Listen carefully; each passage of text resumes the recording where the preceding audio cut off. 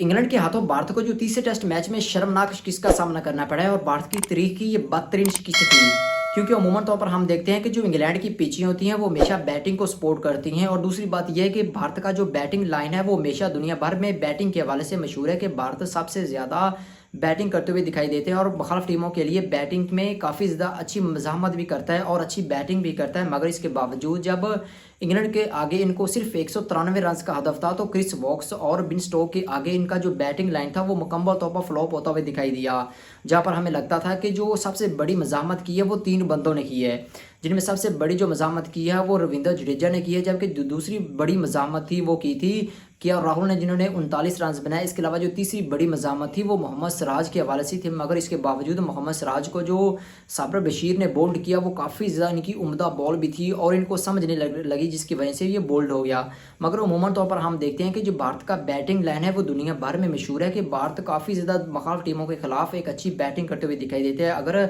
बात बैटिंग के हवाले से आ जाए तो भारत इस मैच के हवाले से काफ़ी ज़्यादा मजबूत हो जाता है और भारत बैटिंग दुनिया भर की टीमों से काफ़ी ज़्यादा अच्छी करते हुए दिखाई देता है, क्योंकि रन चेसर में भारत सबसे आगे था। मगर जहां पर हम सोच रहे थे कि तीसरे टेस्ट मैच में जब इंग्लिश टीम को ने भारत को 193 रन का हदफ दिया, तो हम सोच रहे थे कि वो इनके ओपनिंग के हवाले से बात करते हैं, जिनमें राहुल और यशस्वी जायसवाल भी फॉर्म में नजर आते हैं, जबकि मिडल ऑर्डर में इनके पास इनके कप्तान शुभमन गिल है। इसके अलावा नीतीश कुमार रेड्डी है, वो भी काफ़ी अच्छी बैटिंग करते हुए दिखाई देता है, जबकि ऋषभ पंत, रविंद्र जडेजा, और सबसे बड़ी जो बात थी वो इनके लिए रविंद्र जडेजा के हवाले से थी कि रविंद्र जडेजा भी इस वक्त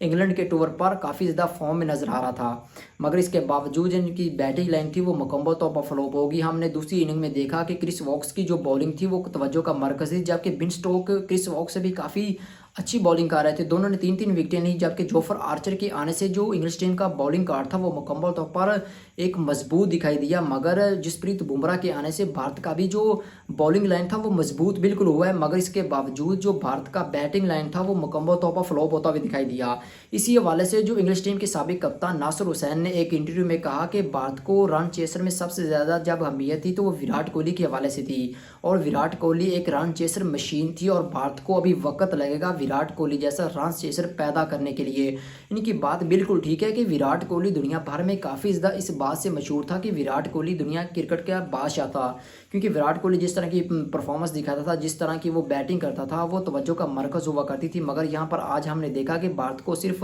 193 रन का टेस्ट में हदफ दिया गया, लेकिन भारत की पूरी बैटिंग लाइन मुकम्मल तौर पर फ्लॉप होगी। हमने देखा कि जो शुभमन गिल थे वो काफ़ी ज़्यादा पहले 2 टेस्ट मैचों में अच्छी बैटिंग करते हुए दिखाई दिए, मगर पहले इनिंग में इन्होंने तीसरे टेस्ट मैच की 16 रन बनाए, जबकि दूसरी इनिंग में सिर्फ 14 रन बनाए। यानी कि अमूमन तौर पर अगर हम दोनों इनिंग के हवाले से बात करें तो सिर्फ 30 रन थे, जबकि ऋषभ पंत भी पहले 2 टेस्ट मैचों में काफ़ी अच्छी बैटिंग करते हुए दिखाई दिया, मगर इसके बावजूद जो इनकी बैटिंग थी वो भी मुकम्मल तौर पर फ्लॉप होगी। राहुल ने पहले इनिंग में 104 रन बनाए, जबकि दूसरी इनिंग में उन्होंने 39 रन बनाए। बेशक जो राहुल की बैटिंग थी वो काफ़ी अच्छी थी, मगर इसके बावजूद इनका मैच जीतने के लिए रन चाहिए थे वो राहुल ना बना सके। लेकिन यहाँ पर जो इंग्लिश टीम का खिलाफ जो इनका बैटिंग लाइन था वो मुकम्मल तौर पर फ्लॉप हो गया, मगर जसप्रीत बुमराह के आने से भारत का जो बैटिंग लाइन है वो काफ़ी ज़्यादा मजबूत हुआ। इसी हवाले से भारत के जो मीडिया चैनल्स हैं वो ये दावा कर रहे हैं कि इंग्लिश टीम के खिलाफ जो भारत का बैटिंग लाइन था वो मुकम्मल तौर पर इस वजह से फ्लॉप हुआ कि भारत का जो टॉप ऑर्डर था इनमें तब्दीलियाँ कुछ की गई, क्योंकि पहले दिन जब इंग्लिश टीम ने काफ़ी अच्छी बॉलिंग की और इनके 3 खिलाड़ी मेन को आउट कर दिया, तो उनका कहना था कि यहाँ पर ऋषभ पंत को आना चाहिए था और विकेट को बचाना चाहिए था, मगर गौतम गंभीर ने सबसे बड़ी गलती की और आकाशदीप को यहाँ पर भेज दिया, जिसकी वजह से बिन स्टोक ने इनको बोल्ड कर दिया, जिसकी वजह से वो भी चौथी विकेट भी चलेगी। लेकिन जो 5वां दिन था इसमें भारत के लिए काफ़ी ज़्यादा प्रेशर भी था, और जो इंग्लिश टीम का बॉलिंग कार्ड था वो भी काफ़ी ज़्यादा मशहूर था, जिनमें साबिर बशीर जैसे बड़े फास्ट बॉलर थे, क्रिस वॉक्स, बिन स्टोक और जोफर आर्चर के आने से इनका जो बॉलिंग कार्ड था वो भी काफ़ी ज़्यादा मजबूत हो गया। मगर आप देखना होगा कि भारत और इंग्लैंड के दरमियान जो चौथा टेस्ट मैच होगा वो ओल्ड ट्रैफर्ड के मैदानों में खेला जाएगा, जो कि